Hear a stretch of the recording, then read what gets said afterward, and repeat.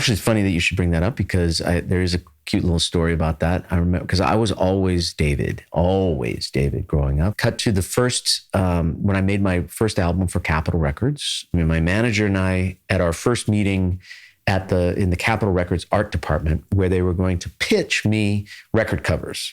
The head of the art department unveils like 4 comps of thing. And every one of them said Dave Koz.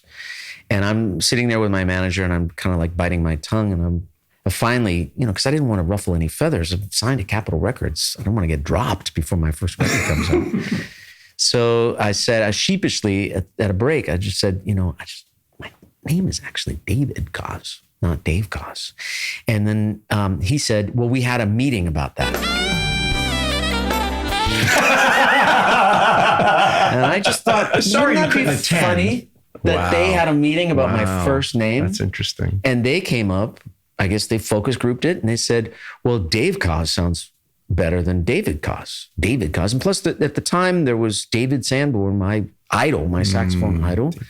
And they said, well, there's already a David in the space, so you can't be another David. You got to be Dave. And so they sold me, and that was it.